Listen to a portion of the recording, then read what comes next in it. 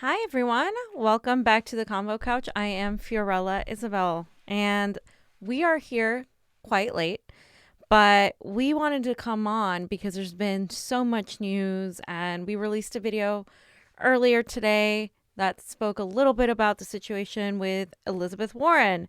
And I just wanted to briefly go over what's developed since.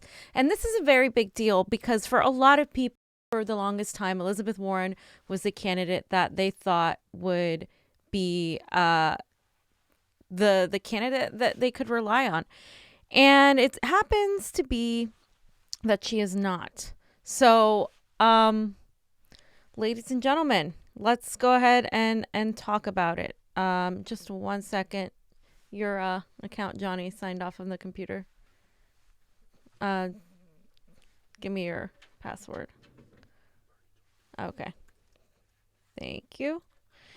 So, as you guys know, yesterday, Elizabeth Warren accused Bernie Sanders of basically pretty much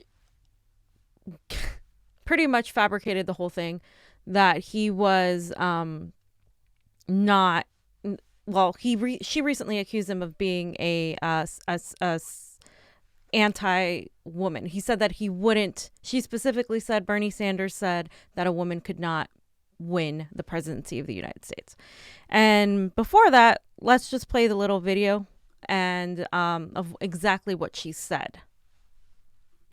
I was disappointed to hear that Bernie is sending his volunteers out to trash me. Bernie knows me and has known me for a long time. He knows the coalition and grassroots movement we're trying to build. We all saw the impact of the factionalism in 2016. Democrats need to unite our party. I hope Bernie reconsiders. So here's my problem with that. One, it's painting a completely... Okay, so I did a video obviously kind of outlining pretty much what happened, and Elizabeth claimed that Bernie Sanders had instructed the volunteers in the campaign to pretty much attack her. She specifically used, as you guys just heard, the word trash. And she also wrote an email and decided to fundraise off of this thing. She said, last night we got some disappointing news. The Bernie Sanders campaign is instructing volunteers to dismiss our broad-based, inclusive campaign by saying the people who support her are highly educated and more affluent people. When I heard that description, I didn't recognize it. That doesn't describe me or any of my passionate volunteers and organizers. I know this type of attack isn't about disagreeing on issues. It's about dismissing the potency of our grassroots movement. Let's be clear. As a party, as a country, we cannot afford to repeat the factionalism of 2016. So, first of all, she said that this is dismissive of her grassroots movement. We all know that Elizabeth Warren never spoke about a grassroots movement until after Bernie Sanders ran in 2016 and led a grassroots movement. Bernie Sanders, who also in 2015 wanted her to run, and a lot of people wanted her to run, including myself. And then because she wouldn't run, he decided he would run. And then, of course, we know that she did not endorse him. She also mentions the factionalism of 2016. This is very reminiscent of Hillary Clinton mentioning how we need to unite the party and how we need to come together and defeat Donald Trump. This is using those same talking points, which is something that she shouldn't have done. But it is also worth noting that people like Neera Tanden came to her support. People like Jennifer Rubin, who is pretty much hates Bernie Sanders. And Neera Tanden pretty much quoted Elizabeth Warren. And of course, this whole piece, as all of you by now know, was put out by Politico. Many people are claiming this was in tandem with Elizabeth Warren. There's not enough evidence to say that. But what we do know is that they published a piece without actually having verifiable proof. And Elizabeth Warren ran on it, fundraised from it, and subsequently went on to throw down a double whammy. The truth came out, though, that this didn't actually happen. And like I said, it seems like Politico ran with this. and it wasn't proven, and they went up and printed the story that Bernie Sanders campaign slams Warren as a candidate of the elite. And before I even go and show you how not true that is, I want to point out Elizabeth Warren's base is very white and is very middle class and is very educated. That is a fact. That is not something that can be denied. We have talked about it on the show before. We have shown the statistics, the breakdown of her supporters versus the breakdown of Bernie Sanders supporters. She is no Buttigieg as far as supporters go, but she definitely has a more upper class educated sort of backing. So Eric Isaac is a progressive on Twitter, and he was the one that kind of put out this thread on how this is what actually happened. And he said he describes himself as a random user who's only ever posted once before, posted that document in the Sanders Volunteer Slack group. So this is where the Slack group that he was in. And a moderator promptly removed it and stated that it was not a campaign source. It's important to note that because I talked about that in today's video. Bernie Sanders volunteers are instructed to do the opposite of go after candidates. They're instructed to not even mention any candidate at all whatsoever. They're instructed to focus on Bernie Sanders and what he has to offer, never on any other candidates, to the dismay of many people who are like, well, you need to show the difference. The campaign strategy is to not do that. So this doesn't happen. But again, that's my whole point. This is going to happen whether you do that or not. And I think we need to differentiate Warren and Bernie policy wise, right? Not attacks on personal issues, but policies. So he goes on to say, Bernie is not sending his volunteers out to trash any candidate. We have a very strict code of conduct, which I can verify, on how we must interact with voters if we want to be part of the campaign. Political and every other outlet reporting on this non-story are being incredibly irresponsible. I would happily post a screenshot of the conversation in Slack, but then I would be violating the terms I made with the campaign to not share screenshots of Slack. They delete anything that talks about any other candidates in any negative way. I want to say Slack, in case you guys don't know, is a type of organizing tool. It is kind of like a WhatsApp or a Signal type of messenger thing that you can download to organize chats. And it's very effective for organizing campaigns. And I've used it before. It's not my favorite thing. It's kind of confusing to some, but I just it's just a tool where you go. And if you're going to be part of a Slack, you're told not to screenshot any of these things. So that's pretty much what happened. But I also want to provide proof of when you often get if you're like a Bernie, like a leader in the in as a volunteer, or if you're like somebody that has to host an event, they literally show you videos on what not to do and what to do. And some of these include like this picture here that says, we stay focused. Our goal is nothing less than electing Bernie Sanders as president and transforming America to work for all of us. This is important work no matter what. Let's stay positive and focused on what matters. We don't mention our opponents by name. If we must discuss our opponents, we'll refer to them as as an opponent unless we are engaged in a conversation with a voter. And they always go back to what would Bernie do? As volunteers with Bernie 2020, we agree to the following terms. Never speak negatively about other candidates. We only point out policy differences. Remember, policies, not personalities. We will not let the differences of opinion and policy and strategy descend into a personal attack. Now, this is important because you oftentimes do have to mention policy differences, but you never refer it to, oh, Joe Biden sucks and he did this because he's terrible and corn pop. You never mention things like that when you're talking to people, when you're canvassing. So I don't know why they would choose to go with this story that wasn't verified and then make a whole fiasco about it. And subsequently, why Elizabeth Warren would not only choose to believe it and support it, but then go send fundraising emails out of it, which to me is really dirty and nasty, considering Bernie Sanders has done everything possible to not attack her. I also want to show this video from Megan on Twitter, Megan Day, where Bernie Sanders talks about his opinion on women. The real issue is not whether you're black or white, whether you're a woman or a man. In my view, a woman could be elected president of the United States. The real issue is, whose side are you on? Are you on the side of workers and poor people, or are you on the side of big money and the corporations? And he has never once said that a woman shouldn't be, couldn't be president. So he has denied it himself.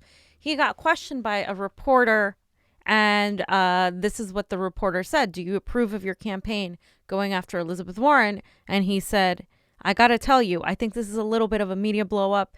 The kind of wants conflict. Elizabeth Warren is a very good friend of mine. We have worked together in the Senate for years. Elizabeth Warren and I continue to work together. We will debate the issues. Nobody is going to trash Elizabeth. He says, your campaign is trashing Elizabeth.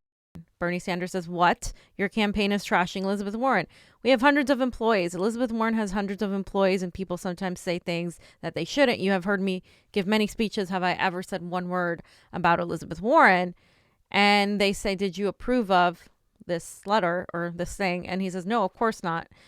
And did you see the memo? He said, look, I just read about it. We have over 500 people on our campaign. People do certain things. I'm sure that on Elizabeth's campaign, people do certain things as well. But you have heard me for months. I've never said a negative word about Elizabeth Warren, who is a friend of mine. We have differences on issues. That's what a campaign is about. But no one is going to be attacking Elizabeth Warren. So instead of apologizing for this, of saying, hey, I'm going to retract my statement, of Politico maybe saying, hey, we're going to retract our story that didn't really have the verification it should have. And, we're going to continue calling ourselves journalists because we're going to do the right thing. Instead of that, Politico went on to publish another article because Elizabeth Warren then doubled down and then went on to say that Bernie told her a woman couldn't win the presidency of the United States. And this was on CNN, and it was published by pretty much Politico and everybody else. But the CNN article goes on to talk about the private meeting that they had. And there was only 2 other witnesses in this private meeting, and that it was a secret meeting, and the 2 agreed to basically that they would remain civil and avoid attacking each other, which is what everybody had already heard, and would just focus on, taking down Donald Trump and blah, blah, blah, and keeping the progressives together. But this is what Warren said actually on. She said, Bernie and I met for more than 2 hours in December of 2018 to discuss the 2020 election, our past work together, and our shared goals. Beating Donald Trump and taking back our government from the wealthy and the well-connected, and building an economy that works for everyone. Among the topics that came up was what would happen if Democrats nominated a female candidate. I thought a woman could win. He disagreed. I have no interest in discussing this private meeting any further because Bernie and I have far more in common than our differences on punditry in this race to talk about what's broken in this country and how to fix it, and that's what I'm going to continue to do. I know Bernie is in this race for the same reason. We have been friends and allies in this for a long time, and I have no doubt we will continue to work together to defeat Donald Trump and put our government on the side of the people. Sanders subsequently denied this, of course, as well, and said, and now he's a little bit more upset. He told CNN that it was ludicrous to believe that at the same meeting where Elizabeth Warren told me she was going to run for president, I would tell her that a woman couldn't win. It's sad that 3 weeks before the Iowa caucus and a year after that private conversation, staff who weren't in the room are lying about what happened. What I did say that night was that Donald Trump is a sexist, a racist, and a liar who would weaponize whatever he could. Do I believe a woman can win in 2020? Of course. After all, Hillary Clinton beat Donald Trump by 3 million votes in 2016. So obviously, not only either Warren is lying or her campaign is lying, but she was the one that put out that statement specifically regarding that private meeting, because she, and along with 2 other people and Bernie, were the only ones there. Why would she do that? Well, we can guess. Bernie is rising in Iowa. He is rising in California. He is rising in New Hampshire. He's number 1 in all those 3 states, and he continues to rise. And we are so close to Iowa, and he's so close to winning that we're seeing him be attacked by all fronts, not just by Elizabeth Warren, but we saw him being attacked by John Kerry. We've seen him sort of try to go after Joe Biden's policy record. We are seeing kind of things heat up. And so we're seeing this sort of kind of energy come out. But unfortunately for Elizabeth Warren, the Washington Post reported that the two people with the knowledge of the conversation of this 2018 dinner in Warren's home told them that Warren brought up the issue by asking Sanders whether he believed a woman could win. One of the people that was there with the knowledge of the conversation said Sanders did not say a woman couldn't win, but rather that Trump would use nefarious tactics against the Democratic nominee. So she basically took that and twisted the whole thing to say, hey, Bernie is saying that a woman can't win. Right? No, that's not what Bernie said. Bernie honestly and objectively said Donald Trump is going to take advantage of all her disadvantages, basically, right? Because let's look at her. She's got the Pocahontas thing going for her. She's got the subsequently the not attending the Dakota Access Pipeline protests. She also has the cookbooks and all of the things that Donald Trump can harp on. If Elizabeth Warren had not said something that wasn't true for the first time, I think more people would be more likely to believe her. But we've seen this behavior before, of course, when it came to her Native American heritage or not Native American heritage, when it came to the Harvard application where she listed herself as a woman of color, when it came to backing off of Medicare for all for a public option, then when it came to taking corporate money in the general. And we've just seen this behavior over and over again. So I think people are now like, okay, you cannot pretend that he said this and then twist his words around, because it's so disingenuous, and he's supposed to be your friend. So many people were propping her up as Bernie's the second most progressive candidate to Bernie, that she was an ally, that she was going to do the right thing this time, that she was going to endorse him when the time came. And all throughout, she has shown us that she's not going to do that. And in this channel and in other channels like MCSC, Jimmy Dore, Rising, The Gray Zone, all of these people have told everybody Elizabeth Warren is not a friend. Elizabeth Warren is not an ally, because she has shown us time and time again that she's going to do what the establishment wants her to do, period, point blank. So her supporters became more desperate after this whole thing, and they went on to say that they went on to kind of do this whole debacle where they invented that a Bernie supporter was mean to them. So under Millennials for Warren, they tweeted, look at what this Bernie Sanders, this is really how y'all are playing. And it says, hi, it's a text message from supposedly one Bernie Sanders volunteer to a Warren supporter. And it says, hi, Caitlin, it's Caleb with Bernie 2020. Bernie believes we have a corrupt political and economic system that needs major change. He's running for president to make our economy, our government, and our health, our healthcare system work for all of us, not just the wealthy few. Are you in for Bernie? And she says, no, I'm a volunteer with the Warren campaign. And they say, Pocahontas? Huh? Seriously? Grow up. So this looks really bad. Like if a Bernie volunteer tweeted that would be awful. But what actually happened was that it was actually a Warren supporter that did that actually took that number and texted from that number, pretending to be a Bernie supporter in order to get that reaction. And here's the tweet where it says they actually used a phone number for it that was assigned to a Warren staffer who received complaints about being abusive. And there you go. And you guys can see in the picture what it says and how that came about. So this has been a day where Bernie Sanders has been attacked. They have tried to attack his volunteers, his supporters, as really mean, as really, again, the whole sexist, misogynist. That is all they have, folks. That is all they have at this point. They do not have anything else. They don't have anyone else. I mean, they're trying to make Amy Klobuchar happen, but that's not going to happen. Pete Buttigieg has very little experience, no votes from people of color. Joe Biden is Joe Biden. And, somehow he's still leading in the polls. Nobody's buying that. Elizabeth Warren keeps thinking. They have nobody. So the Bernie Sanders supporters, Bernie, all of his campaign staff are being attacked this whole entire day. So who other than Tulsi Gabbard comes up and defends Bernie? Because if we recall, she also met with Bernie before she was going to run and told him, I'm running for president. If we recall, she also decided she was running for president before Bernie Sanders decided he was running. And she pretty much just knocked it out of the ballpark again with one of her tweets. And she said, I also met with Bernie Sanders before announcing my candidacy. We had a nice one-on-one conversation, and I informed him that I would be running for president. In that meeting, he showed me the greatest respect and encouragement, just as he always has.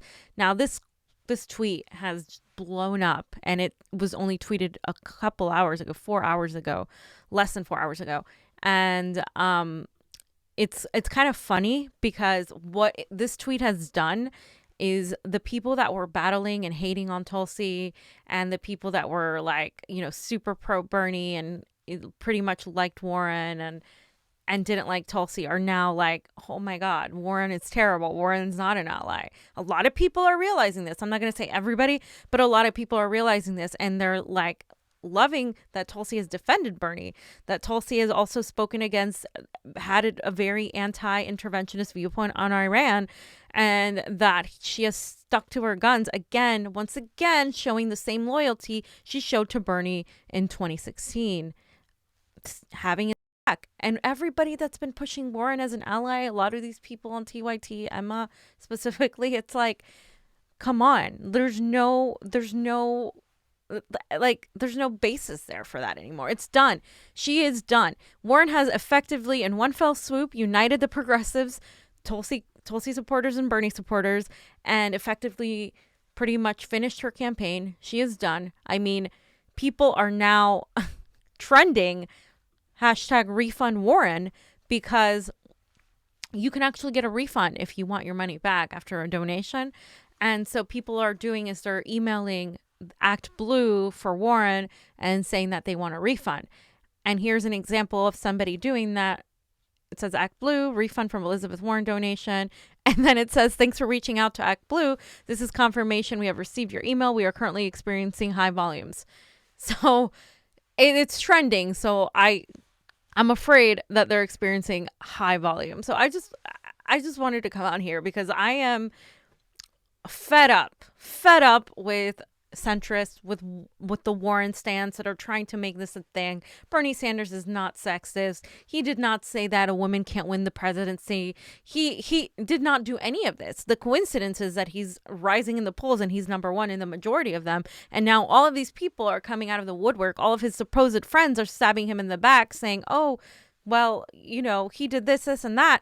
And their stories can't even be verified at all. And the things they're making up, and they're going after volunteers. It's ridiculous. And at this point, I think we need to be cognizant. And I think the Bernie campaign needs to be aware that this is what happens, even if you're nice to them, even if you're kind, even if you play by the rules and you do everything the right way, they're going to smear you, because that is what they're here to do. They're the establishment, and they're going to go after you, and they're scared to death. Right now, they're so scared because they're losing, and they know they're losing, and they've had to actually realize it. Holy crap, Bernie can win right now. Bernie can win, and they can't handle that. They cannot handle that. And so that's why we're seeing this happen right now as Bernie is surging. So, yeah, guys, I think, policy differences are okay between Elizabeth Warren and Bernie Sanders, and we're going to see tomorrow's debate kind of showcase that. You bet they're going to ask him about this. You bet they're going to try to paint it as if he did that. Try to focus and divert the attention away from the reality of what people need to be doing, canvassing, voter turnout, etc., to what the gossip and the drama that they want. And I think Bernie's not going to let that happen. And if his last debate performance was indicative of anything, he's going to show that I'm the front runner because I have the most donors, the most volunteers, the best policies, and a lot of people support me. I have a working class movement. And the gall of Elizabeth Warren to say that Bernie Sanders, should understand her grassroots movement. She had absolutely zero grassroots movement until he was running for president. And that's when she decided that she was having a grassroots movement. So, Johnny, did you have anything you wanted to say? Okay, so we will be back tomorrow. In the morning, we're going to have Shahid Buttar first. He's going to be live via Skype. Then we're going to have a local congressional candidate named Angelica Duenas, who's running for Congress. And we're also going to be covering the debate, of course. And we're excited. We are still having our GoFundMe. We're going to post a link later in the comments. But please support us. We're trying to go to Iowa, which is going to, be sort of pricey. We're trying to get to Nevada as well, Florida, and of course we have California. We'd love to go to New Hampshire, but I think we're gonna have to pick a few. I'm gonna say hello to a few people there. Pasta will be back tomorrow with me. I know you guys love his always appreciated stuff. Hi, Jai Gabbard, nice to see you there. Marcos Kalida. Let's see. Karen M. Allison Irwin, nice to see you. Let's see. Larry Charles. What? Firepuff 12. Nice to see you. Was that the interview? Yes. You did a great job on the interview, Firepuff 12. Everybody was like talking about how you guys are so smart, and like if you read the comments, everybody's like, oh my god, these kids are so smart, they give me hope. And I'm telling you, like, I was not that aware, like at your age. Like I was better than some, but I was definitely not there. You guys are like, you do give me hope and faith in humanity. Glory Jones is another one that was really awesome. Jesus Samora, Shagrot, and Mountain Alley. No, Mikey. Oh, there you are, Mikey. Hi, fam. Where's Pasta, Mikey? So guys, thanks for watching. We really appreciate it. And so we will be I gotta turn it up. Yeah, we will be live streaming the debates on Rockfin. I'm sure you know about Rockfin. I'm going to do my little pitch for Rockfin because guess what? It's the freaking future. It is. And if you're a creator, you need to get on Rockfin because the way it works is you get Ray tokens, which can be converted to Ethereum, which then can be converted to cash. And right now, Ethereum is going up, and it's expected to go up even more, and that will raise the price of Ray token. But anyways, we will be on Rockfin again because YouTube suppresses us from being able to live stream the debates. Yep. So, we'll and be on Rockfin. I just want to see if does anybody have any comments on the whole, it's funny, the whole Tulsi, Warren, Bernie. it's just, I love it. I feel vindicated, and I know Nico does too, and a lot of us do, because a lot of people were telling us we were wrong, that Tulsi's a terrible person, that she's going to stab Bernie in the back, that she only cares about herself. And we're like, where do you guys see this? Who are you watching? What are you listening to? Like, she has shown time and time again she has his back. And yeah, she may not be polling that high in these polls that don't take into account Republicans that switch to Democrat, that don't take into account independent, that don't take a lot of things into account, that don't even poll her, for crying out loud.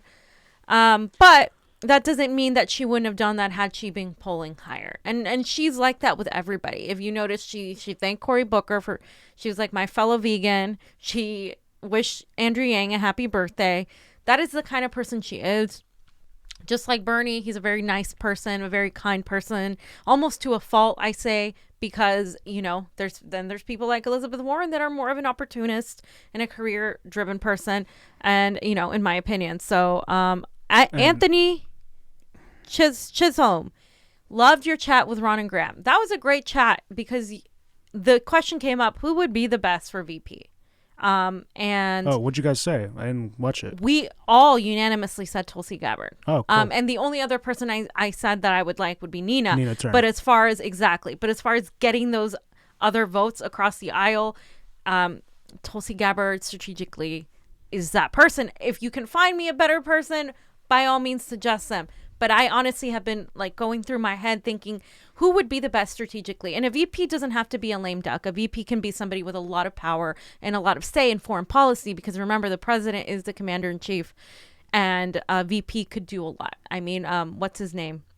Who was a very involved VP. I think am I thinking about Dick Cheney?